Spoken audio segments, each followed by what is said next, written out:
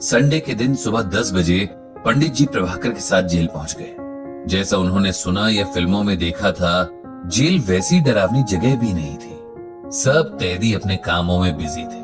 कोई फर्नीचर बनाने का काम कर रहा था तो कोई सब्जियों की क्यारियों में पानी डाल रहा था, कोई कपड़े सी रहा था तो कोई रद्दी पेपर से एनवेलप्स बना रहा था। कुल मिलाकर सब अपने काम में लगे थे।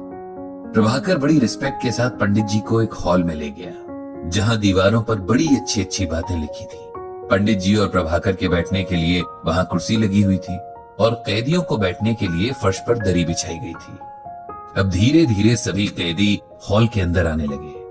उन्हें देखकर कौन कह सकता था कि इन्होंने किसी को मारा होगा, किसी को चोट पहुंचाई होगी, चोरी की होगी या इससे भी ज्यादा किसी का बुरा किया होगा। इस वक्त वे सब बिल्कुल आम इंसानों की तरह थे।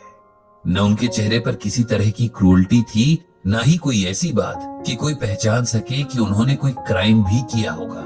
हाँ, उनमें से कुछ चेहरे उदास जरूर थे, कुछ सर शर्म से झुके थे और कुछ आंखों में बहुत सारा गिल्ट था। उन सबको देखकर पंडित जी को बहुत बुरा लग रहा था। हमारे कर्म हमें कहां से कहां ले जाते हैं। कई बार हमारे हालात इतने खराब हो जाते हैं कि सही गलत के बीच का फर्क ही हम समझ नहीं पाते, और फिर वो हो जाता है जो इंसान को जेल जैसी जगह पर ले आता है।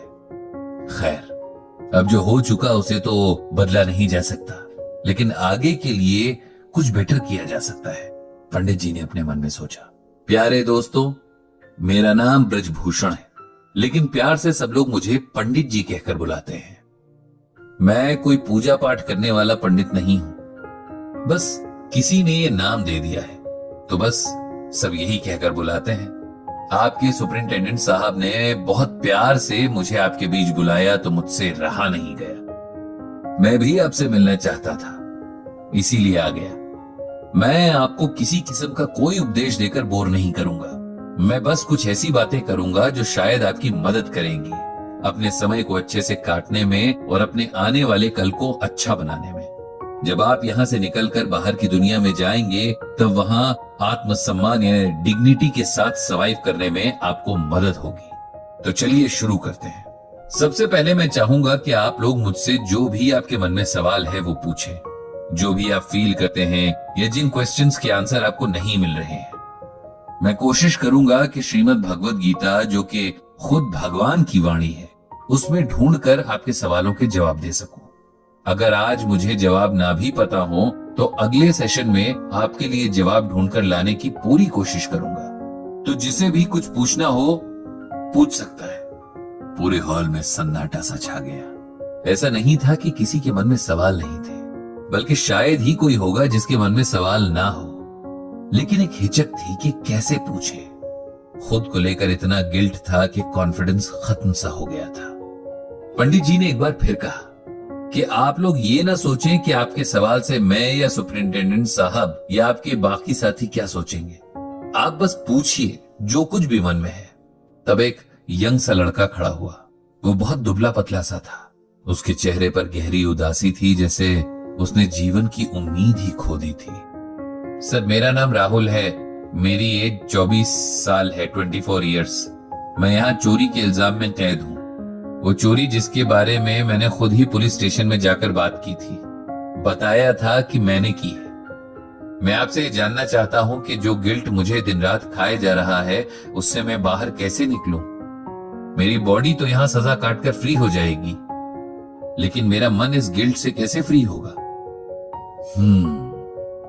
ये सवाल सुनकर पंडित जी ने कहा, राहुल, थोड़ा सा अपने बारे में बताइए। सर, मैं एक मिडिल क्लास फैमिली से हूं। मेरे माँ बाप बहुत पैसे वाले तो थे नहीं, लेकिन सोसाइटी में उनकी इज्जत थी। हम 3 भाई बहन हैं। मेरी दोनों बहनें बहुत अच्छी हैं, पढ़ाई में बहुत सिंसियर हैं और माँ बाप की बातें मानने वाली हैं। शुरू में मैं भी ऐसा ही था, लेकिन टीनेज में आते आते गलत संगत में पड़ गया और वहीं से मेरी बर्बादी शुरू हो गई। शुरू में मैं भी ऐसा ही था, लेकिन टीनेज तक आते आते गलत संगत में पड़ गया और वहीं से मेरी बर्बादी शुरू हो गई। मुझे नशे की आदत पड़ गई। मैं स्कूल बंक करने लगा, घर से पैसे चुराकर उनसे खुद और अपने दोस्तों को नशा कराता। अब स्कूल से मेरे घर कंप्लेंट्स आने लगी तो मेरे पेरेंट्स ने मुझ पर सख्ती करना शुरू कर दिया।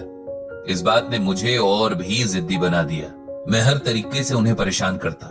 उन्हें परेशान देखकर मुझे बड़ी अजीब सी खुशी मिलती। मेरी बहनों ने भी मुझे समझाने की बहुत कोशिश की, लेकिन पता नहीं मुझ पर क्या हावी हो गया था जो मुझे किसी की भी बात समझ ही नहीं आती।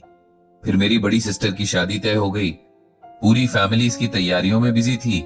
मेरे फादर ने सालों से मेहनत करके सेविंग्स करके जो पैसे बचाए थे उनसे सिस्टर के लिए ज्वेलरी वगैरह का अरेंजमेंट किया था। शादी से ठीक एक दिन पहले मैंने अपनी नशे की लत के आगे हार मान ली और अपने ही घर में चोरी करके अपनी बहन के गहने बेच दिए और अपने दोस्तों के साथ सारे पैसे नशे में उड़ा दिए।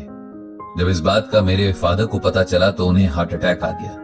किसी तरह उनकी जान बची, लेकिन बहन की शादी टूट गई क्योंकि ससुराल में मेरी इस हरकत का पता चल गया था। मुझे सबका इतना अफसोस हुआ कि मैंने खुद ही थाने जाकर अपनी चोरी की बात कबूल कर ली, क्योंकि मेरे पेरेंट्स ने चोरी की रिपोर्ट की थी, इसीलिए मुझे अरेस्ट कर लिया गया। मेरे पिताजी मुझसे इतना नाराज थे कि उन्होंने पुलिस को मुझे जेल में ही रखने को कहा। मतलब उन्होंने अपनी रिपोर्ट वापस नहीं ली। इस तरह मैं तब से जेल में हूं। मुझे अपनी गलती का पूरा एहसास है। मैं सुधरना भी चाहता हूं, लेकिन मुझे लगता है अब मुझे कोई माफ नहीं करेगा। अगर मैं यहां से बाहर गया तो मेरा फ्यूचर नहीं होगा। मेरा गिल्ट मुझे अंदर ही खाए जा रहा है। मैं क्या करूं पंडित जी कि मुझे इस गिल्ट से छुटकारा मिले। राहुल, मैंने तुम्हारी बात सुनी और समझ ली है। मुझे खुशी है कि तुम्हें अपनी गलती का एहसास हुआ और अब तुम सुधरना भी चाहते हो। रही बात गिल्ट की, तो जब तुम्हें अपनी गलती का पूरा एहसास है तब इसे अपने मन में मत पालो। गीता में भगवान श्री कृष्ण कहते हैं कि अपि चेत्सु दुराचारो भजते मामन्य भाग साधुरेव समन्तव्यः सम्यक व्यवसितो ही सह। ये श्लोक गीता के 9वें अध्याय में है। इसका मतलब है कि यदि कोई बहुत ही दुराचारी व्यक्ति भी प्रेम व भक्ति के अनन्य भाव से हमको भजता है तो वो साधु है, क्योंकि उसने भली भांति निश्चय कर लिया है कि परम पिता परमेश्वर कृष्ण के भजन के समान अब अन्यत्र कहीं कुछ नहीं है। सिंपल वर्ड्स में कहूं तो जिस पल तुमने अपना जुर्म मान लिया और उसे ना दोहराने का खुद से वादा कर लिया, तुम उसके बोझ से मुक्त हो गए। तुम्हारे शरीर को तो दुनिया के कानून के हिसाब से सजा मिल ही रही है, लेकिन तुम अपने मन को अगर भगवान श्री कृष्ण को डेडिकेट कर दोगे तो वो शांत हो जाएगा।